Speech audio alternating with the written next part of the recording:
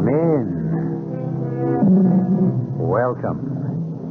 I'm E.G. Marshall. I have a frightening and moving story for you about a man caught up in a web of suspicion and accused of unprovoked murder. From this beginning, point builds upon point until he is almost overwhelmed with prejudice and hatred, and the life he knew and believed in is distorted and made ugly. Many years ago, Kipling said in a poem that east was east and west was west, and that they would never meet. Our story concerns a similar situation that is very much with us today.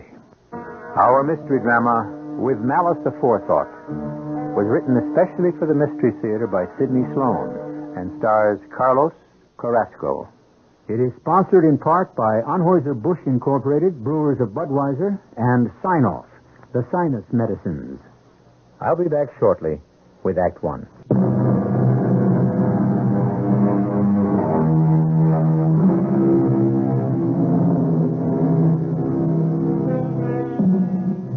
When Sergeant Gilmore Roby climbed into the unmarked car assigned to the narco squad that night, he had nothing on his mind that troubled him.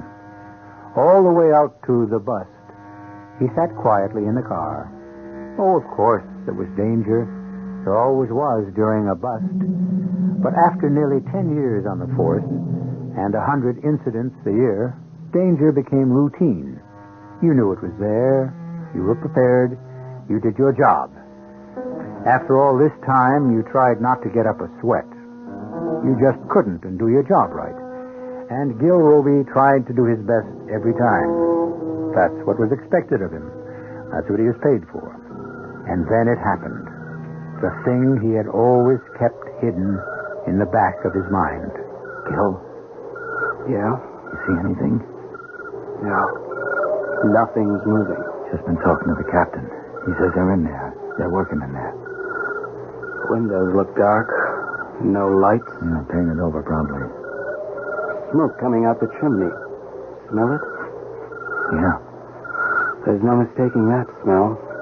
Wood fire. That's right. Nothing suspicious. Looks like a peaceful old suburban house. What's the plan? On a signal, the usual. He'll blink his flash 3 times. You take the back door, I'm taking the front. They'll cover us and keep the sides under control. You're taking the front door, Kip? Yeah. Captain assign it that way? No, I did. All he said was you and Roby take the front door and the back. The front is the tougher spot. Why you? Front or back? You gonna give me an argument? They're both lousy. Look, Kip, I don't want... Shut up. That's a signal. Get moving. Now, wait till you hear me. Then move in like gangbusters. Open up! Open up, police! You are surrounded! Come out with your hands behind your neck! Okay, move on. Stop! Stop! Gil, you all right? Oh, good. There you are. Now, we got everything all tied up in front. We bagged them all. Not all. Take a look. Yeah, you got him. Right through the head.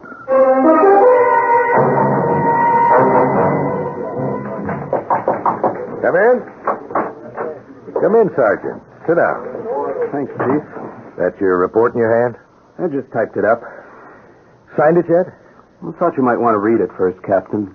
Here. Yeah. Thanks. Everything okay?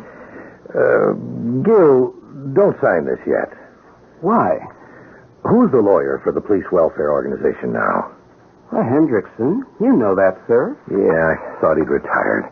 Well, before you sign any statement, better talk it over with Pete Hendrickson. I don't get it, Chief. The kid was dead on arrival. It isn't good. Yeah, I know. Look, in 10 years as a cop, I never killed a man before. The kid had a pistol pointed right at me. He saw me in the light from the doorway when he came out. I yelled at him to stop. I saw his gun turn in my direction, and then He didn't put up his hands after you called to him and identified yourself as a police officer? No, not then. But he put up his hands? After I shot him. His hands went flying up. Then he just crumpled forward into the high grass. About the gun, you're sure you saw him point a gun at you? As big as a cannon. Gil, I'm going to have to ask you for your badge and your gun. I'm being suspended? Yeah, Gil.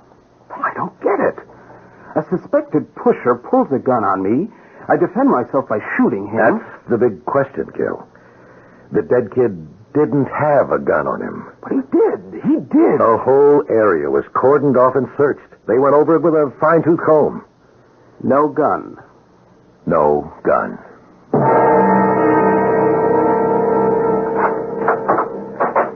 Is that you, honey?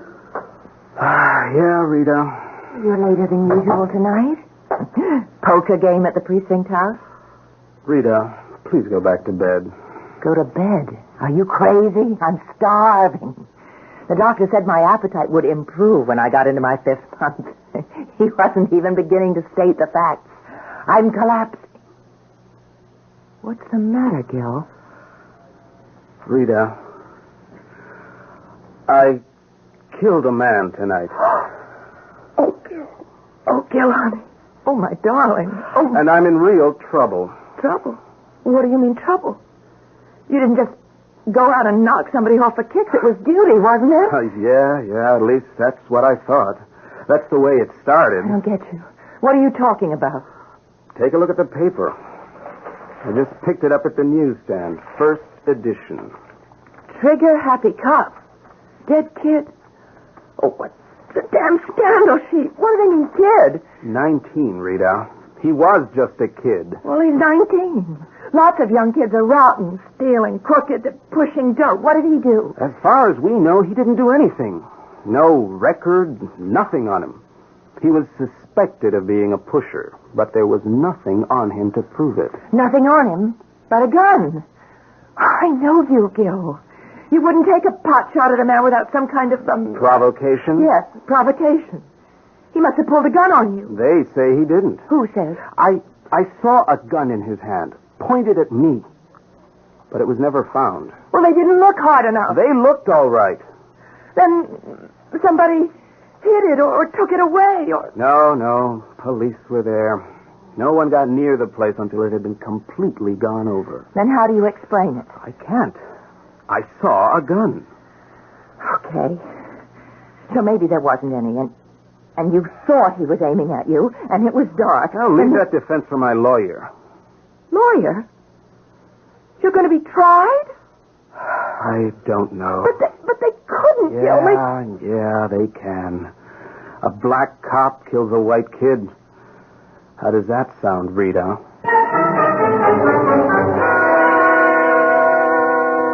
The way you keep asking me that over and over again, it makes me think you don't believe me. Now, just a minute, Ruby. I'm your lawyer, and I want to do the best job I can for you. But if you keep fighting me... I told you the way it happened. He was coming out the door with that gun pointed at me. Still hanging on to that, huh? That's the truth. Don't you want the truth? Sure, but... No buts. That's the truth. And it just dissolved into thin air. I don't know. Look, you know there was a gun, and I believe you, but do you think a jury is going to believe you? Jury? I thought you said... The DA spoke to me this afternoon in my office. He's going after an indictment. He's not happy about it. Nobody's happy about it. But the papers are talking about a cover-up. If they don't make a big try to punish you, the whole political machine at City Hall will be in hot water. The lid'll blow off. So, I'm going to have to take the rap to keep the lid on. I wouldn't put it quite that way. Well, what other way is there? You did knock off that kid. Yeah, that's all I've heard. Over and over again. A lot of hate mail coming on you, and it isn't all from whites. Well, what can I do?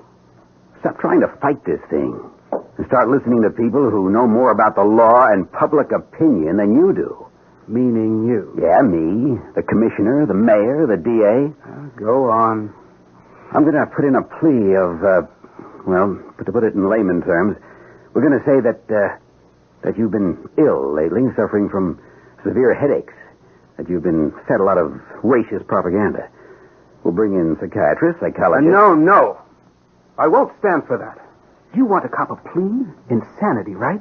Going to say I was crazy with hate when I shot the white kid. Not exactly. You're going to drag racism into it, making it object lesson. Listen to me, Roby. Sergeant Roby. Sergeant Gilmore Roby to you, Mr. Watson. Okay, Sergeant Gilmore Roby. What do you want to do? I'll tell you what I don't want to do. I don't want to play the black and white game. Sure, I'm black, and I know it, but I'm not anti-white. I'm not bitter. I'm not aggressive. I don't carry it around like a sword. I'm a man, a citizen. I pay my taxes. I do my job. I try to do it well. I don't hate anybody. Well, it seems that we have wasted 1 hour and 45 minutes of my time. Wasted? You won't cooperate. You will not listen to anyone. Well, you're trying to put words and ideas into my head, into my mouth, that are completely false. I'm sure you won't have too much trouble finding a new lawyer. You're walking out? Oh, you're letting me out. My secretary will prepare a letter, which you will sign, releasing me. Good day, Sergeant.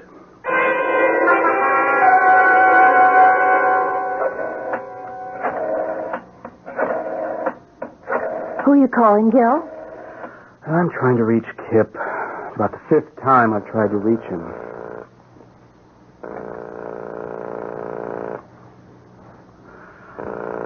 I guess he's not in.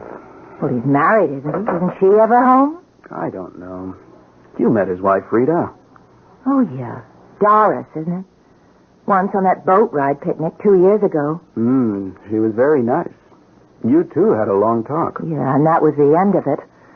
There was a lot said about the 4 of us getting together, but it never happened. Oh, now, darn it, Rita, what are you trying to say? Look, it's pretty obvious, isn't it? We're not her kind, and she politely let us know it. Look, I don't worry about her. Kip and I are friends. Good friends. We've pulled each other out of many a tight spot.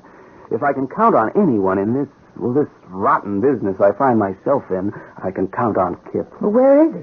Has he called you? Well, he's just busy or something. Well, you're in one of those tight spots now. It's time for Kip and the U.S. Marines to land. It's the outside buzzer. It's someone downstairs. I'll get it. Hello? Gil, it's me.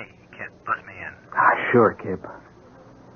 Well, Rita, what have you got to say now? The Marines have landed and have the situation well in hand. I'll be in the bedroom, darling, so you two buddies can have a heart-to-heart talk.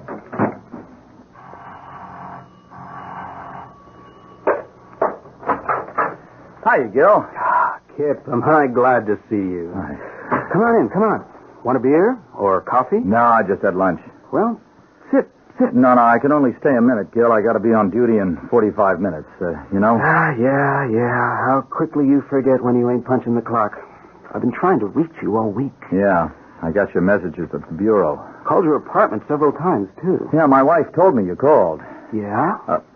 Gil, I shouldn't be here, see? I was told I wasn't to see you or speak to you. Why the hell not? Because I'm going to be a witness on the other side. Kip, not you. Look, I said no to the DA when he called me in and questioned me. It was all about the gun. Did I see it in the kid's hand? I said, no, I didn't. It was the truth, Gil. I had to tell the truth. Yeah? I said I didn't want to get on the stand against you. He said he was going to call me up anyway, and I'd have to testify. I can't do you any harm, Gil. I mean, by testifying. No more than has been done already. Well, anyway, I went out to the place, the site of the trouble. I went out on my own. I spent 3 hours going over all the area. Nothing? Nothing, not even a water pistol. Look, Gil, if you say there was a gun in his hand, I believe you. I've never known you to take an easy way out of anything. I've never known you to lie. But you could be mistaken. Just believe me when I say that I'll do my very best for you.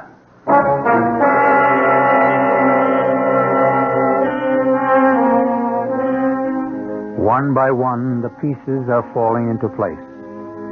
What once had seemed like a few small stones now had grown into a great high wall, shutting out the sun. It seemed they were trying to take everything away from him. His job, his future, his friends. Gil wondered where it would end. I'll be back shortly with Act 2.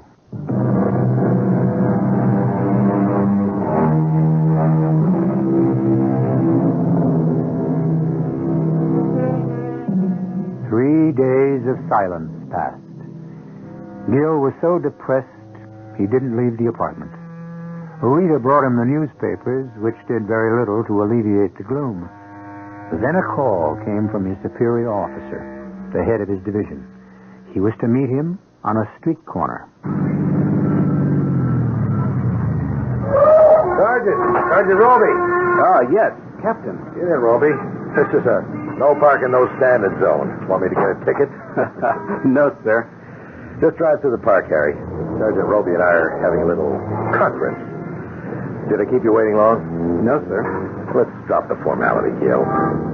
Sure. The reason I wanted to talk to you this way is, well, it wouldn't look right. You're coming to my office while the grand jury is mulling over your case. How was it in front of the grand jury? Rough? I was as nervous as a cat. Well, if the grand jury votes to indict, you're in for the fight of your life.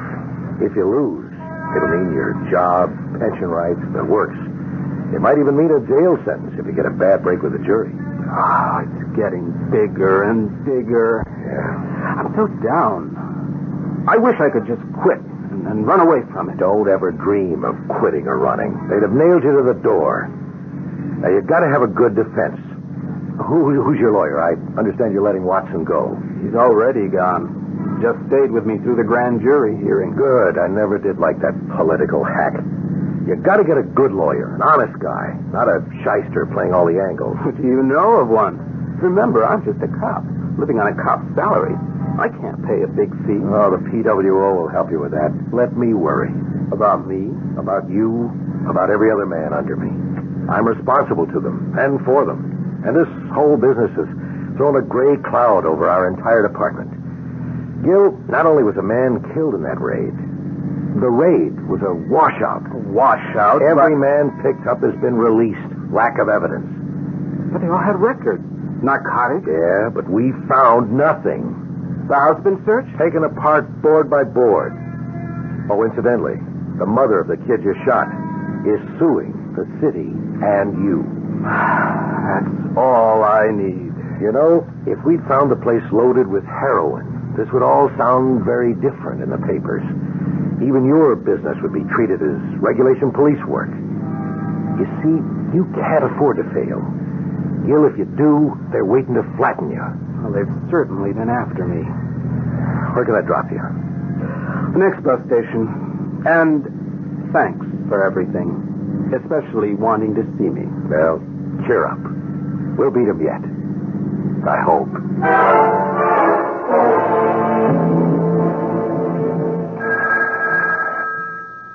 I'll get it. Hello? What? Oh, how can you... Oh, you dirty rat. Who was that, Rita? It's nothing, Gil. It's nobody. It's just some nut. We shouldn't let these things bother us. Oh, but they do, honey, they do. I've gotten a couple, too. They sink in deep and burn. Funny. I thought I was the only one getting them. 2 yesterday when you were out shopping. Well, can't we change our number, get an unlisted one? Just like the celebrities? Well, in a way, we are kind of like celebrities. Our name is in the paper, on the TV news, or the radio. Yeah, except that I suspect most of them like that kind of attention. Well, I don't. Oh, Gil. All those nasty racial remarks and threats. You know what this last one said? He said my baby wouldn't be born alive. Oh, Rita. To pay for the life of the white kid you killed. Oh, good Lord. Why can't they leave you alone at least? Get hold of yourself, Rita, baby. Someone at the door. Hi, Gil. Kip, come in. What brings you here? I thought you and I were not supposed to be seeing each other for a while. Special police business. Captain is worried about you and your wife's safety, so he's put a 24-hour-a-day guard on the house. Oh, it's not any too soon, Kip. Hi, Rita. We're getting a lot of frightening crank calls. You want the department to put a tap on your phone? It won't do much good. Never the same crank twice. Yeah, you just got to let it roll off your back. Don't let it get to you. That's what I've been saying. Anyway, my visit is official, not social. just to let you know that you've got protection. Here, come here. Look out the window. You see that guy with the long hair and the straggly beard? Dirty blue jeans and open shirt? Right. That's Rinaldi. No.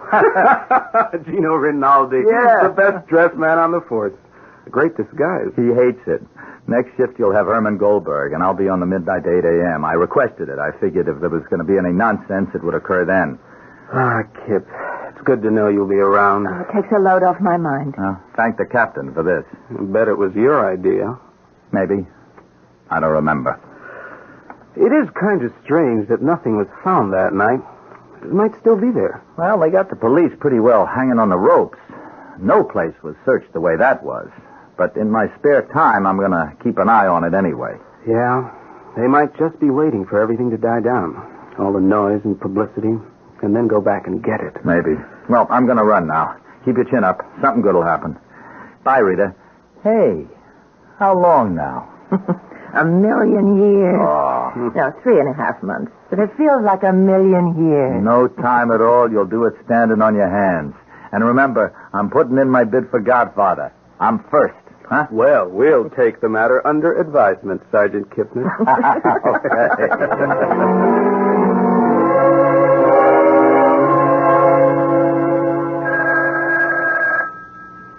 Gil? Gil? Wake up, the phone. What? It's the phone, Gil. Can't you hear it?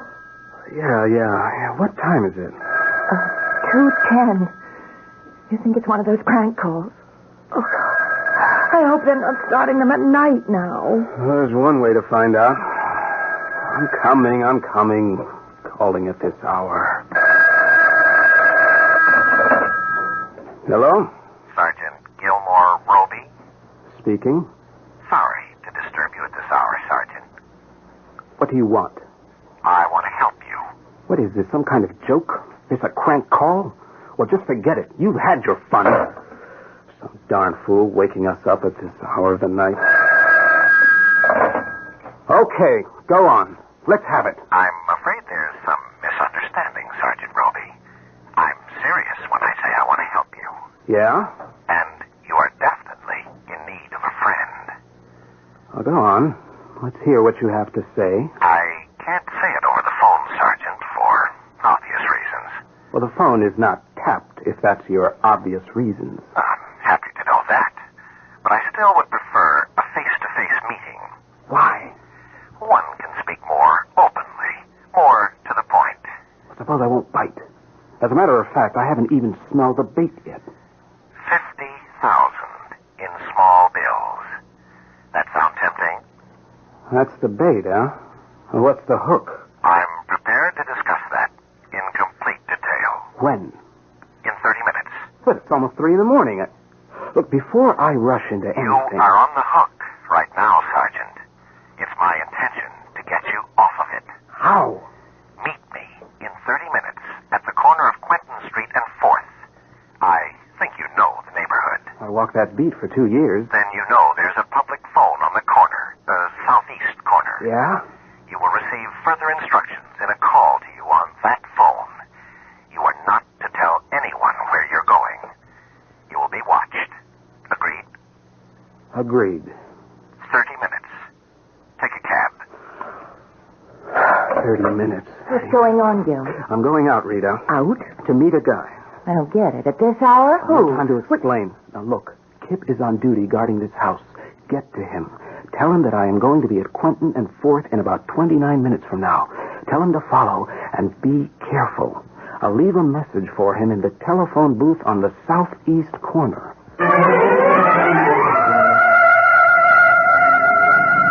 Taxi! Taxi! Quentin and 4th, driver.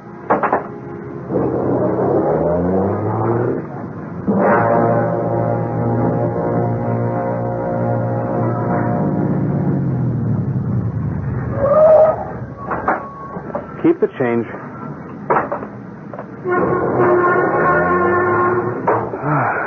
I'm a little early. Hello? Hello? You are more than prompt, Sergeant Roby. Now, here are your instructions.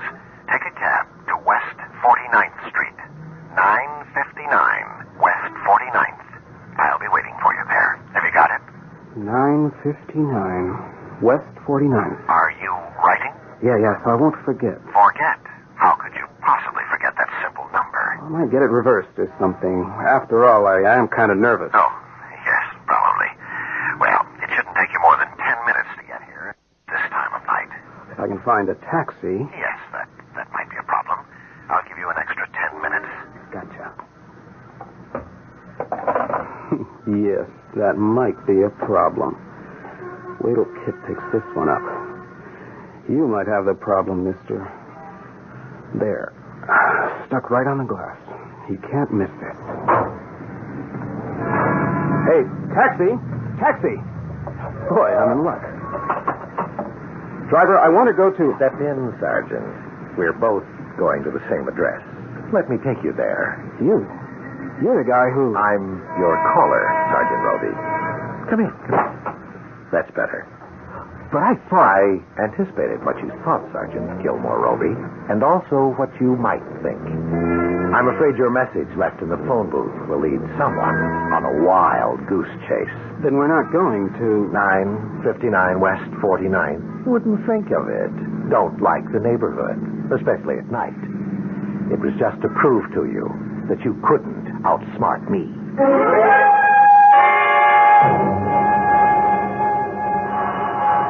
Coming, just a minute. Oh, for goodness sake, Gil, get your finger off the barrel, will you? Did you forget your key? Kip! Hi. Where's Gil? Rita, can I come in? Sure.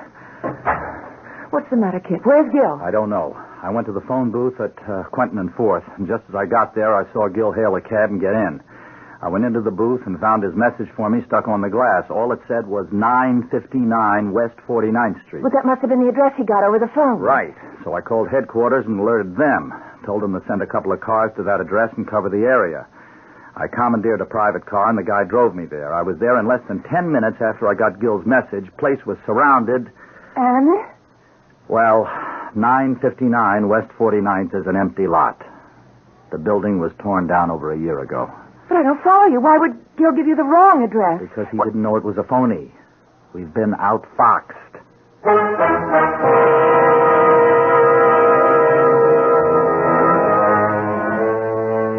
The burning question in the back of Kip's mind is, why? What was the intention, the purpose of the unknown caller? What was wanted of his friend? If he had fears for Gil's safety, he didn't let Rita know them. On the surface, he maintained a calm, composed manner. Underneath, his mind was racing to discover the motive. I'll be back shortly with Act 3.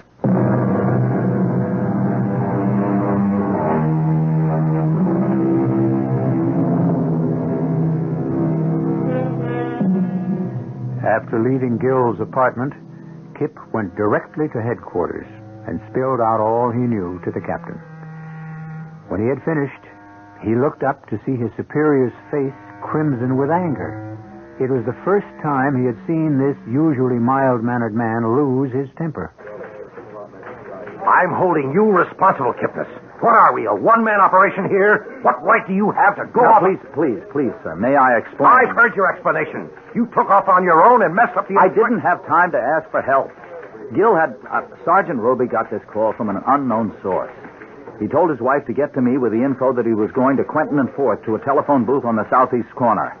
There he must have received a call that directed him to 9:59 West 49th. Now, he left me that information stuck to the window of the booth. That's where you went wrong. If you'd called in for help immediately. Well, as soon as I got his message in the telephone booth, I said immediately. When Mrs. Roby gave you the first information. We could have had the area under surveillance before Roby even got there. Yes, sir. You say you saw the cab pulling away. Anyone else in the cab besides Roby? Well, I can't be sure. It was dark out. I thought at the time, however, that there was more than one man in the passenger seat. This is all going to look very bad. For Sergeant Roby, sir? Yeah, for him, for us, too. The grand jury voted to indict. There's a warrant out for his arrest. Oh. We were supposed to pick him up today. This will compound matters, make him a fugitive. What do we do now? I got a pickup call out for Roby. If he can be found.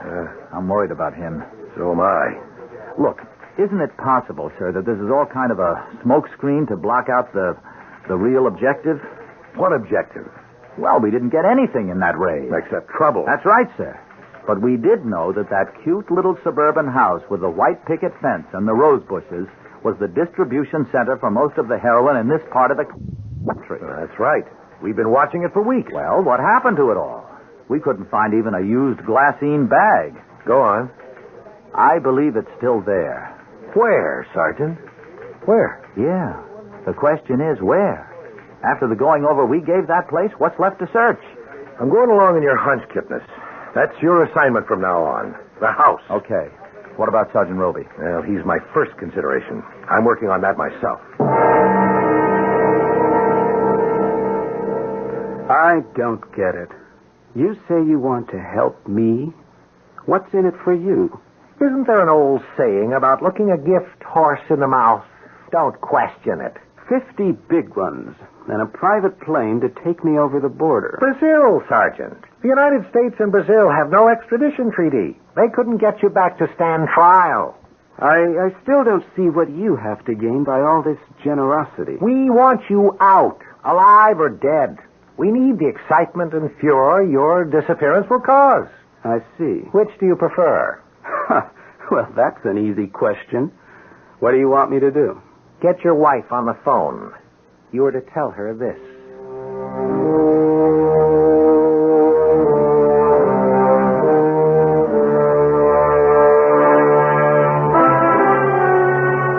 You sure you're going to be all right, Rita? Well, I'd feel better if we knew where Gil was. This waiting is driving me crazy. I didn't sleep last night. Now, look, I'm sending Doris over to stay with you. You shouldn't be alone at a time like this. Oh. I got to run. No, Rita. wait. Maybe it's about Gil. Hello? Rita? Oh, Gil, honey, where are you? I'll tell you. Oh, can't tell. What? I don't know myself. Now listen carefully to what I'm going to say. Gil, I've been so worried about you. Rita, listen to me. This is important. Please listen carefully. And don't do anything foolish. Don't talk to the police. Don't talk to anybody. My life is in danger. What I'm going to tell you must be kept secret. What? I said you must keep it secret. Oh. Tonight, at 7, you will be called and told to go to a phone booth. Where? I don't know. You will be told at 7. At 7? Right. Now, you might be called even earlier. So pack a small bag and keep it by the door. Yeah, I'll keep it right by the door. Trust me, baby. I'm doing the right thing. Don't ask questions. And keep a stiff upper lip. Bye, honey. Goodbye, Gil. Kip. He was telling me to get you in on this. He kept saying Kip instead of keep. Oh, smart guy. He's on to something. Now, watch what happens when the boys get cracking on this one. Rita, hand me the phone.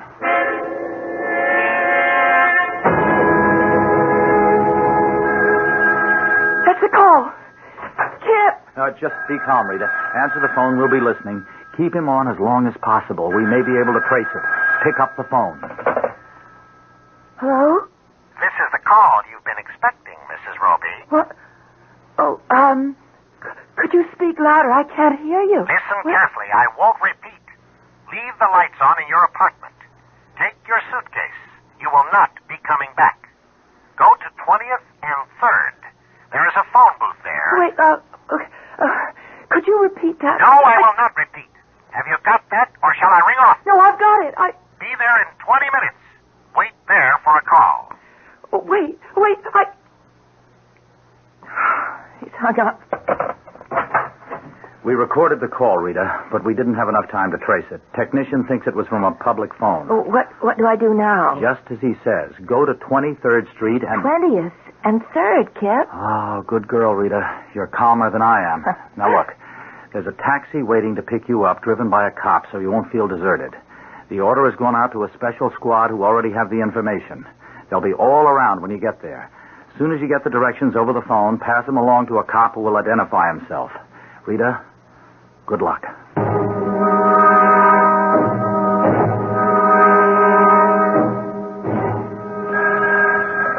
Yes? Hello? Just wanted to tell you, Mrs. Roby, we're wise to your little game with the police. You'd better go shopping tomorrow for something black. No, please. Oh, please come back on the phone. Oh.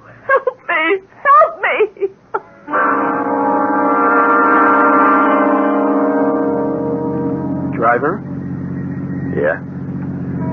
When are you going to take the tape off my eyes? Relax, will you? When we get where we're going. The airfield? My wife's going to be there.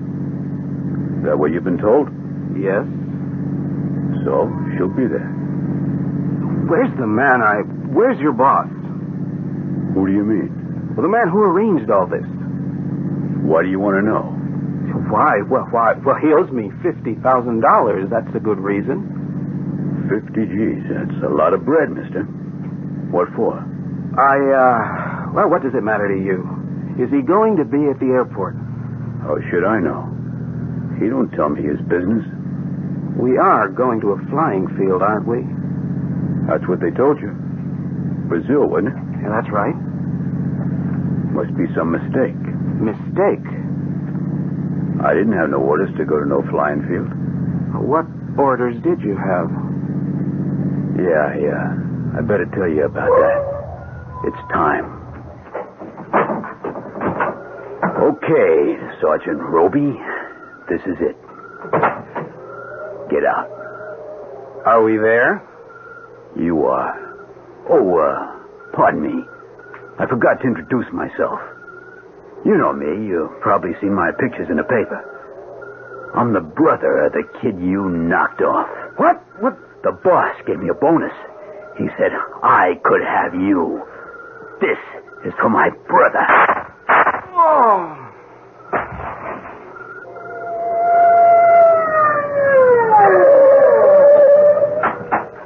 There's a body on the ground. It's Gil. Oh, Lord, he's been shot. Hey, give me a hand with him, will you? We've got to get him to a hospital.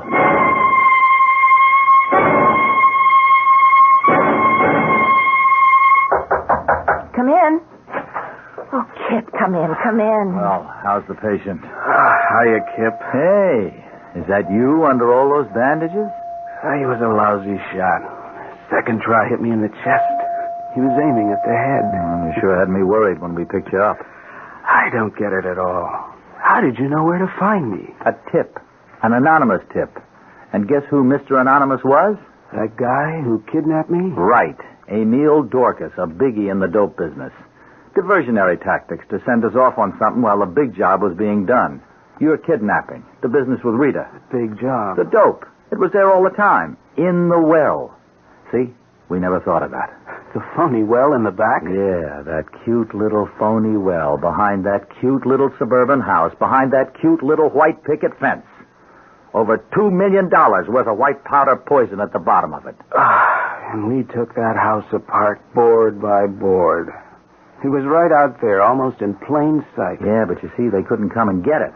I was hanging around, and when I wasn't there, I got Phil Markham to watch. They had to get you away. Right. That's why they made the big bid to you.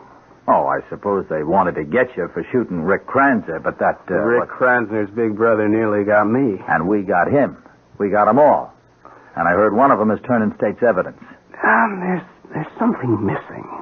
The police were alerted on the tip about me running away. How did they know that the dope was being picked up? The lady next door. Simple as that. Bless her heart, a terrible snoop. I spoke to her and asked her about neighbors. She told me that they were very suspicious, and she knew they were no good from the day they moved in there. So I agreed with her and told her to watch, as if I needed to tell her that. I gave her a special number to call. Everything was ready and waiting. And that was that. There's just one thing that's bothering me, Kip. That charge against me. I'll have to face the judge as soon as I'm able to get out of here. The charges have been dropped, Gil. Dropped? Why? How? That gun you saw? Yeah? Well, you really saw it. Remember you said that he pointed the gun at you, and when you fired, his hands were flung up in the air? Well, that's right. Okay. The pistol went flying and dropped right in the well. They found it when they got the dope. Ballistic says you were a very lucky guy. That gun had been fired, but the bullet was a dud. It didn't go off. Gil! Oh, that really had me worried. I knew I saw that gun. Mm-hmm. So the indictment has been squashed, and you are now a member in good standing of the old club. Kip, I don't know how to thank you for all you've done. I do. Kip, the new addition to our family, when he comes, is going to be called Gilmore Kipnis Roby. Do you like that? Oh, it's super. But suppose he's a girl. Well, then it'll just be Kippy.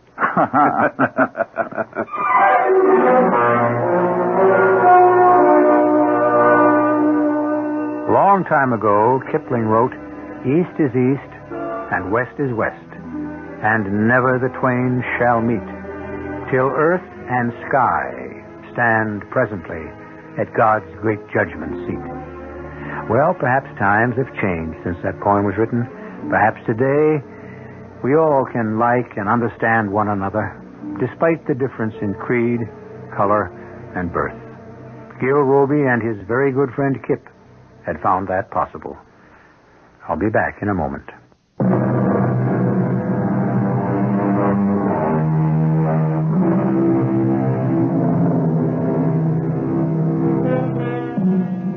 Perhaps our poet anticipated the understanding between people of different beliefs and colors, because he ends his poem, "But there is neither color nor creed nor birth when two strong men stand face to face, though they come from the ends of the earth." Our cast included Carlos Carrasco, William Redfield, Marion Seldes, Len Gotchman, and Robert Maxwell. The entire production was under the direction of Himan Brown. Radio Mystery Theater was sponsored in part by Buick Motor Division. This is E.G. Marshall inviting you to return to our Mystery Theater for another adventure in the macabre.